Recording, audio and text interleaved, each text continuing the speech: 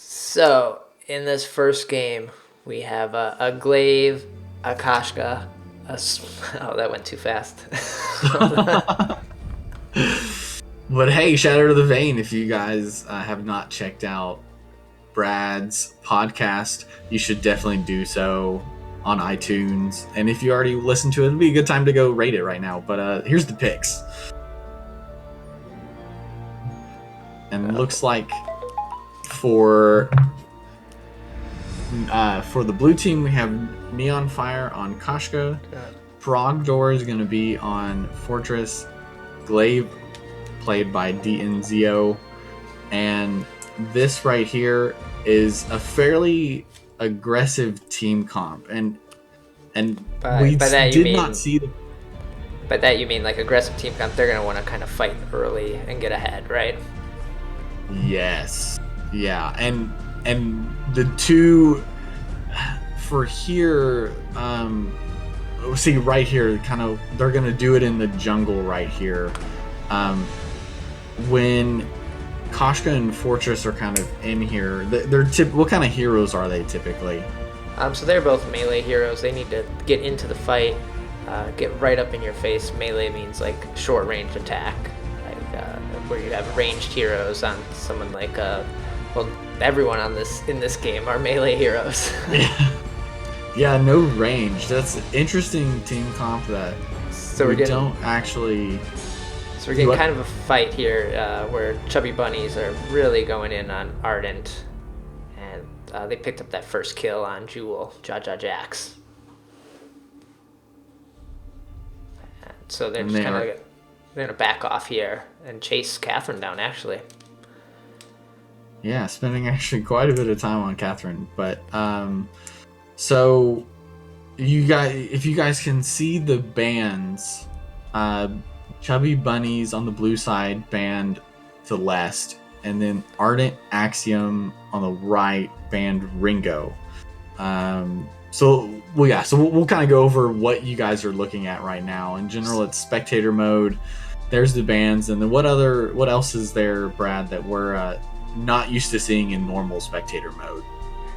So we're going to be able to see all their build times or their items, and as well as their skills like on cooldown, and so we can kind of let you know like when they're going to use those, if they have them available, especially on someone like Neon Fire on Kashka. We're going to be able to know when that ult is up, and they'll probably look to engage most times when it is up.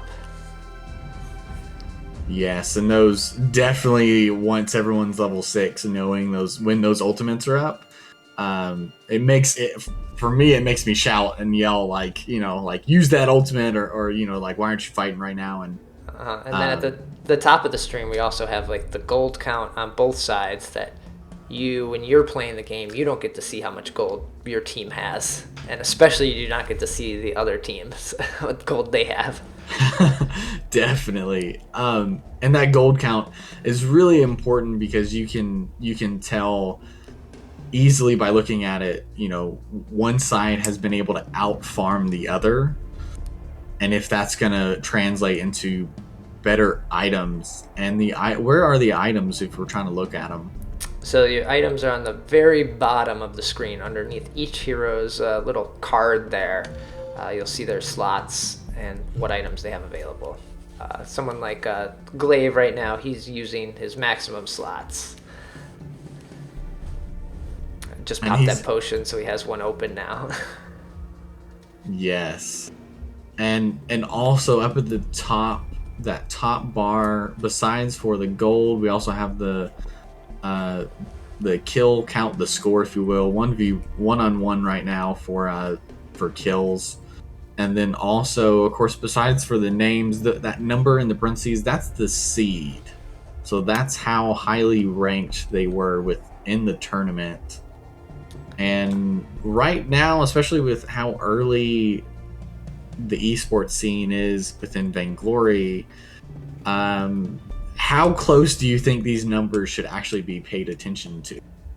All these teams that we're seeing that are playing in these tournaments are, top 50, top 100 teams in their given region in North America or EU. So the skills are important. Like number 1 between 50 is going to be quite a big difference, but 13 and 4, that's not as huge of a difference. Like these players play each other probably daily. Yeah, probably on a regular basis in public queue, and most likely all of these players are pretty close to the top 100 within North America. Correct. Yeah. So yeah, we got shown that list recently on a dev stream, and I think everyone falls in there. But so right here, a lot of people are probably wondering if they're kind of new to this.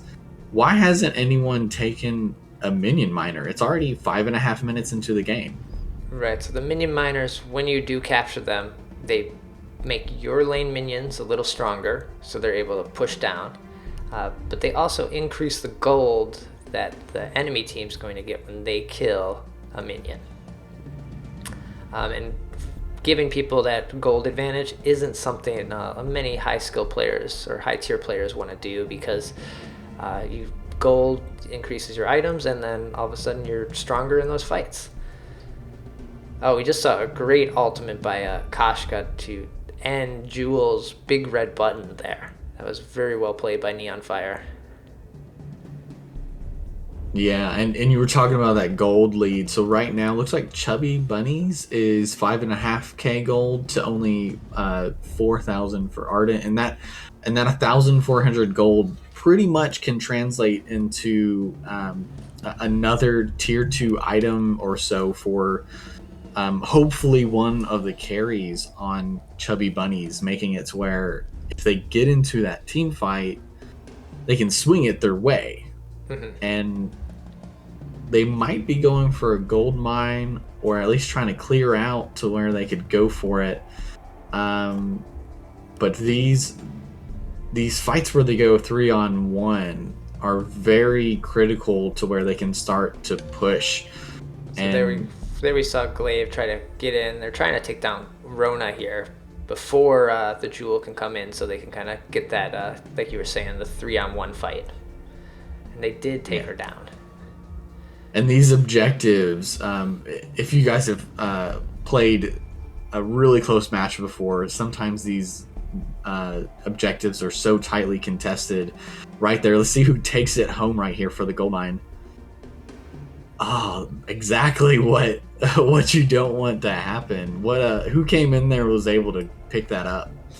So yeah, they're fighting there, and Jewel was able to jump on there and stun, and rather than finishing off the gold mine, they kind of tried to focus Jewel, and Catherine came in and I believe just used her bubble, and ended up her B ability, her like Stormguard shield, and was able to just take it down.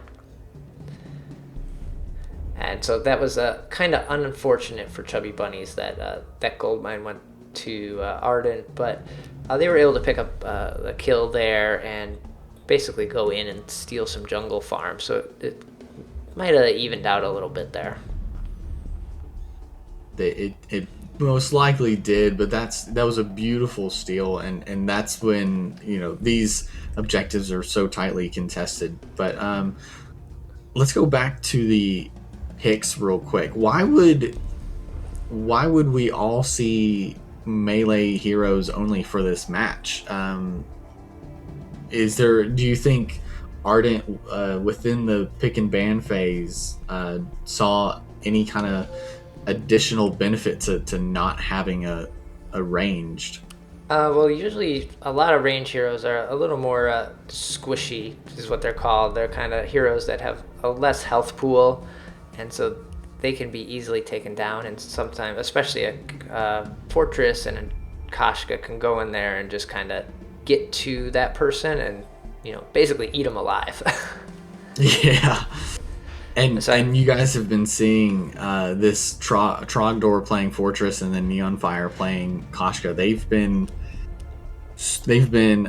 on the enemy's side. They've been on Ardent's side of the map almost more so than their own. Mm-hmm. Because stealing away those jungle camps, and that's gold that the other team's not going to be able to get. And so you want to, if you do have an advantage like that, you want to pressure it, and you want to go in there and kind of take what you can take so you can get ahead and they can kind of fall behind. And you see Chubby Bunnies every time they are able to pick someone off, like Catherine they just took down. They were able to pick her off and kind of get her out of the fight. And once again, they'll continue to push their advantage and look for these like picks, we're calling them. So they're trying to pick someone off and get that kill before they get caught out. That scout mine taking out Trogdor. But another thing, they're doing exactly what you said. They're picking up these players while they're all alone on Ardent. And it's interesting. It's just into the 10-minute mark, and yet we already see Chubby Bunnies are using the buddy system so early. Why do teams use the buddy system so early in these matches? Well, just like in real life, it's much safer to have your buddy with you, so you don't get lost, you don't get in trouble. But someone like Fortress, one of his perk, his ability there, like he has a speed boost when he's near his allies, so he wants to be with somebody.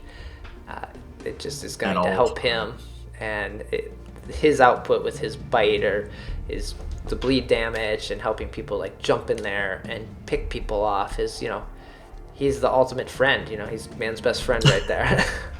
Isn't that the truth? It really is. So we're getting another fight, and we see Jewel using her big red button here just to kind of push him back. But Chubby Bunnies, they're just kind of ahead here, and they're just able to push their advantage continually over and over again. And so typically when these fights have been happening, D'Enzio on Glaive has come to the fight from the lane, and what is the word that we typically hear when this happens? So these are usually the rotations. You hear teams say rotate, or so you're going to want to rotate, find your team, and get in that fight, because when you have the advantage, either like we've seen over and over again, the 2v3 or 3v2 or anything, if you can just have that one extra person there to take someone out, it helps a lot.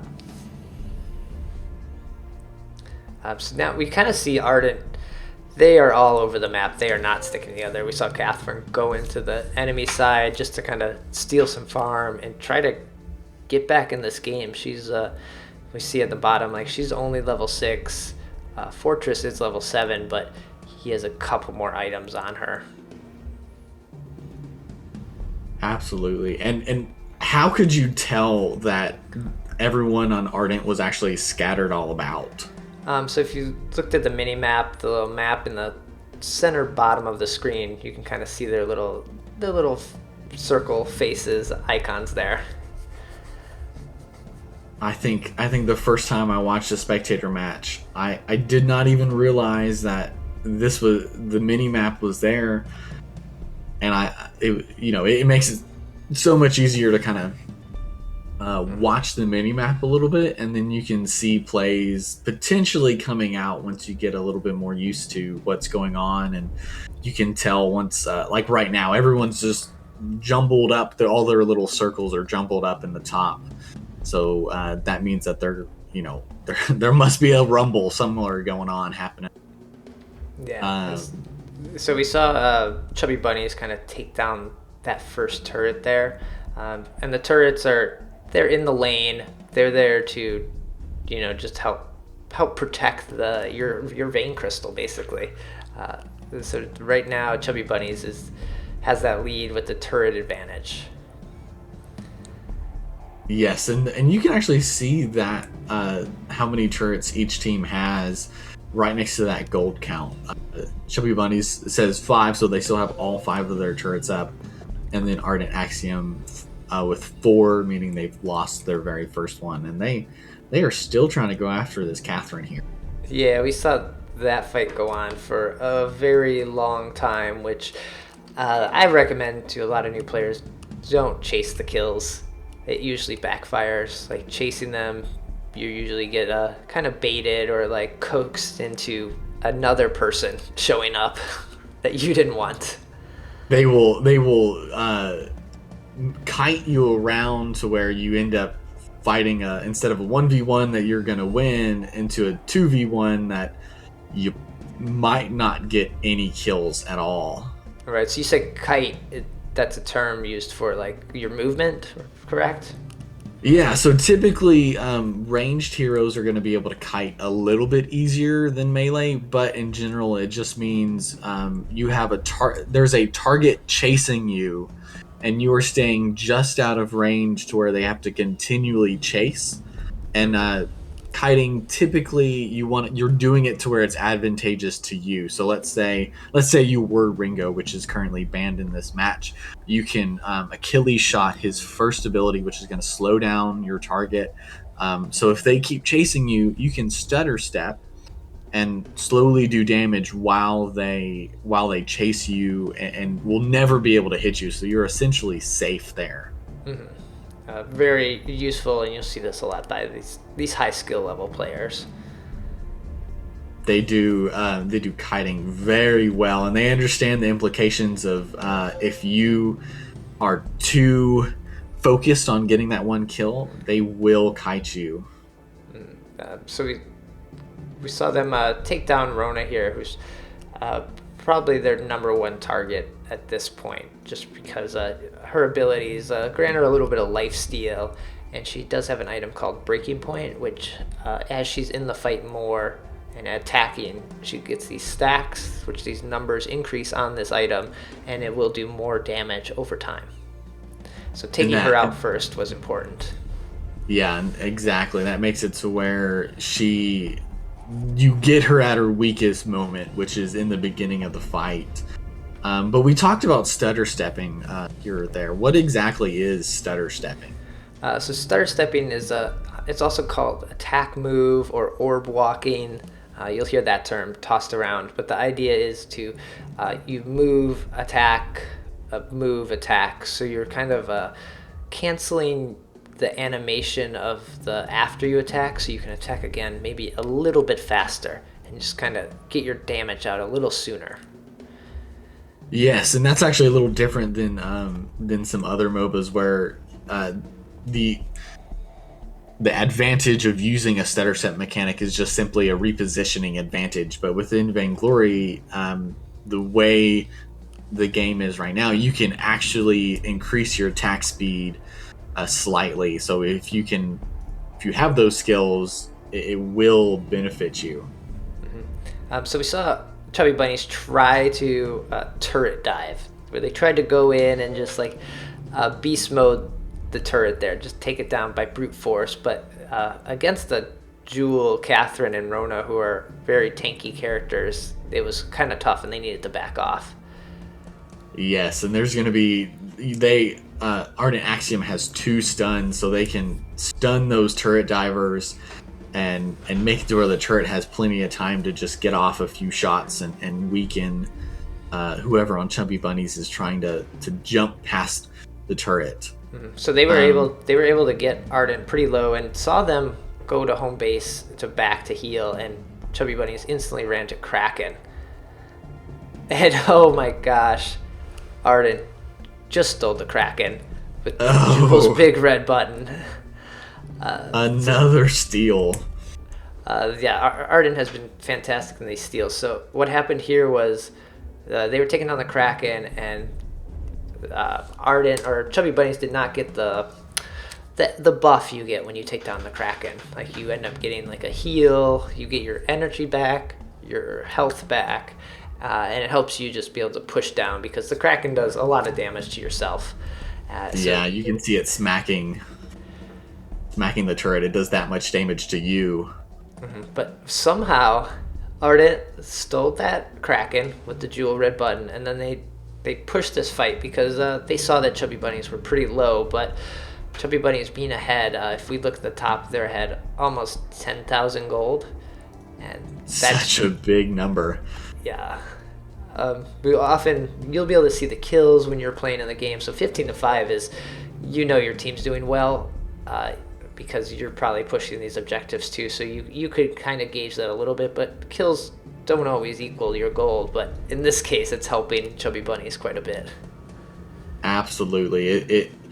it is not always an indicator that this is how the gold is playing out, but you pretty safe to assume right now that it is. But when all three of them died, they got that ace buff, and then but in that situation, why was it actually a bad idea to even steal the Kraken in general? Like, what happens because they were able to take down one turret, but that was about it. So when the enemy team kills Kraken, each member on that team will get 500 gold. So that's, in this case, for Chubby Bunnies, it was almost free gold. And so it was not a great choice, but Ardent needed to do something there because Chubby Bunnies is so far ahead, they would just be able to push down with that Kraken, and they may not have been able to stop them. So it was more of a delay tactic at that point. Yes. And they're continuing to push down the lane right here, and Ardent has been having trouble. Like Jack has just had to go back and forth from the fountain, from the spawn point, from your base, so then he can heal up and not die right now. Chubby Bunnies, they ran out of the lane minions, the minions that push in the lane, so they had to go back, because if you don't have minions there with you, the turrets get a shield, and you're not able to kind of take them down very fast. So they knew that Ardent was going to be up very shortly, so it was smart of them to back off, kind of just take what they can from the jungle, heal up, and kind of get ready for this next fight that could decide the game. Yeah, and I think that's very important, the fact that they, higher skill tiered teams, what they do, instead of pushing their advantage until the enemy team is back up, they preemptively back off, go ahead and fall back, and when they do, they clear out the enemy jungle. That's a lot of farm that they're able to kind of get back. For Chubby Bunnies, able to push ahead their lead even more, but it helps them continue to keep that advantage instead of typically if you just leave the all the jungle camps there. What's the biggest number for one of the camps out there that you've seen? Biggest gold payout? Is it like the minion miner gives you 200 after a certain amount, but what's it, like 180 or something on some of the smaller camps right there, right behind the minion miner? Somewhere close to that, and the number comes up big and bright, so it's like, hey, this is a lot of gold. So now we see Chubby Bunnies realizing like they can't just go in and push with this Jewel and this Catherine and Rona, so they saw that Kraken had respawned, and they just went and took it very quickly. Like, no problem, no contest by Ardent. And they did something unique there that I think is very important to kind of be aware of. Where did they position the Kraken? So they brought it into the bush where Ardent probably couldn't see it, or they probably didn't have a vision, maybe a scout trap down, so they could see that it was being taken. And now they're able... Oh, go ahead. Yeah, we see these fights where Chubby Bunnies did get pretty low because Ardent did have quite a bit of damage, but, it's just kind of, at this point, almost too late. And they're walking this Kraken down, and they have that ace buff. And used to, a few updates ago, the matches were ending maybe in 15 minutes, but now the matches are lasting quite a bit longer. By quite a bit longer, I mean over like 20 minutes, as you can see right now. Right. And then yeah, you guys already know this screen. This is the end of match screen. Yeah, our victory screen, where we get to see the gold payouts, the amount of kills, and as well as the creep score, or the CS score, that little like devil-looking icon with the, sometimes high numbers, sometimes low numbers, depending on who you're playing as. Yeah, Trogdor, look at only 2 compared to Dienzio has 200. and 27. That is, and that's not to that say is like he did bad, because he was the support. He was supposed to give up those minions, those creeps. Absolutely. And so that means he only last hit potentially one or two minion, like jungle camps or lane minions, because it doesn't actually count by the number. It counts closer to, like, I think every 40 gold counts as one creep score. Yes. So that's why it's not like a creep count. Mm-hmm. And then what are we looking at here? So in this final screen, we see the builds. These are all the items that each hero bought over the course of the game, over the last 24 minutes here. And we can kind of compare and see who had which items, who was ahead, who was kind of behind. And just looking at this screen, we see DNZ he had quite a bit of armor, because Ardent went 2 carries that just had they were weapon power. You know, all those red items you see, and having armor to protect yourself from those is fantastic. And exactly, and coupled with the breaking point that he had, it really get into helping him deliver, you know, those fatal blows with his